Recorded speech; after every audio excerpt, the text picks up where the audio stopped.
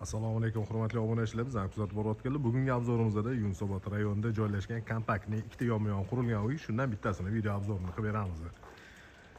3 qavatdan iborat bo'lgan bino qurilgan, podval birinchi va ikkinchi qavat, xonalarning soni 6 ta. Bu joyga orientiri Yunusobod rayonida joylashgan Zenit zavodi. Baraka mahallasi desa ham ko'pchilik biladi. Demak, darvozaxonagacha bo'lgan masofada bitta mashina sig'adiganlik joyi bor va hovliga kirganimizda yana bitta mashina sig'adiganlik joy qoldirilgan. Chap tarafimizda zeleniy zona uchun joylari ajratilgan. Qo'l tarafdan shunaqa fasad ko'rinishiga ega bo'lgan kompaktli uy. Endi uyga ichiga kiramiz. 3 ta qavatdan iborat bo'lgan bino ko'tarilgan. Podval birinchi va ikkinchi qavat. Demak, imorat ichiga kirib kelamiz. Bu joyda to'g'rida zal joylashgan, chap tarafda mehmonlar uchun ajratilgan yotoqxona, uning oldida birinchi qavat uchun umumiy sanuzel, uyga kirishimiz bilan o'ng tarafimizda hol bo'lyapti va chap tarafimizda oshxona joylashgan. Oshxonani ko'rinishi, kuxnya, stolovi, oshxonaning razmeri uzunasiga 5 metr va eniga 3,5 metrni tashkil qiladi. Patologlarning balandligi 3 metr 30 santimetr. Bu joyda zal joylashgan. Zalni razmeri uzunasiga 5 metr va eniga 4 metr. Birinchi qavatda joylashgan umumiy yuvinish xonasining ko'rinishi.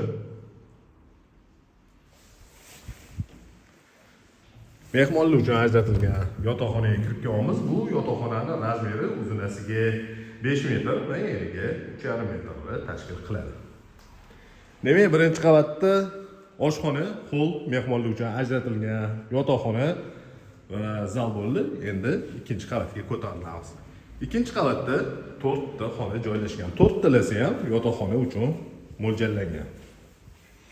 Ikkinchi qavatda 2 ta sanuzel bor. Bittasi ikkinchi qavat uchun umumiy sanuzel, mana to'g'rida bo'lyapti va yana bitta sanuzel ikkinchi qavatda ota-onalar uchun ajratilgan yotoqxonaning ichida joylashgan. O'ng tarafimizda 2 ta xona va chap tarafda yana 2 ta yotoqxona joylashgan. Bolalar uchun ajratilgan yotoqxona razmeri uzunasiga 4 metr va eniga 3,5 metrni tashkil qiladi.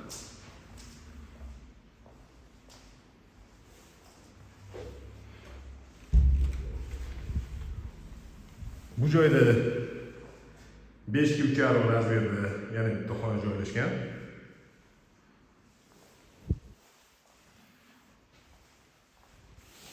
İkinci qavatga ko'tarilganda chap tarafda ota-onalar uchun ajratilgan yotoqxonaning ichiga kirib kelamiz. Xonaning razmeri 5 ga 4, 20 kvadratda o'z ichiga olgan yotoqxona. Va shu yotoqxonaga tegishli bo'lgan alohida o'zida yuvinish xonasi bor.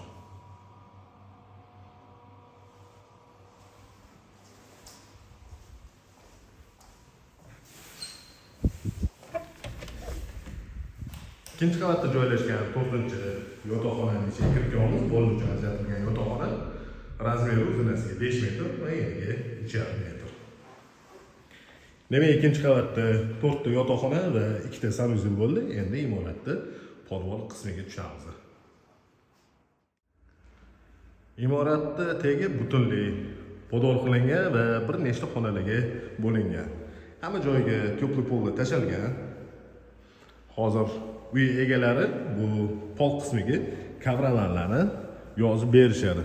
Xudo xolasa 2-3 kunlar ichida to'laligicha tayyor bo'ladi. Prachka uchun ajratilgan xonaga kirib kelamiz.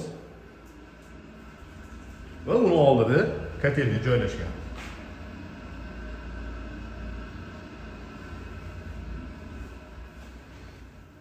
Podval qismida gutishkalardan tashqari fortushkalari ham joylashgan. Trenajyor uchun mo'ljallashanglar ham bo'ladi. Shu trenajyorlarni hisobga olib rozetkalar tashalgan. Bu joyda damashli kinoteatr uchun bitta joy ajratilgan. Va kichikroq orqa hovlisi bor. Qo'shni devordan 1,5 metr tashab imorat ko'tarilgan. Yana bitta xona konservatsiyadan saqlash uchun xalqning komnata sifatida foydalanish uchun ajratilgan. Bu ko'rsatgan uyimizda Yunusobod rayonida joylashgan 1,5 sotik yer uchastkasiga ega bo'lgan uy-joy. Binoning umumiy kvadraturasi 250 kvadrat, xonalarning soni 6 ta bo'ldi. 3 ta qavatdan iborat bo'lgan bino ko'tarilgan podol, birinchi va ikkinchi qavat. Narxi 190 ming dollar startda, yana kelishlariga joyi bor. Bu joyga qiziqadiganlar 99 856 70 80 raqamiga bemalol murojaat qilsanglar bo'ladi.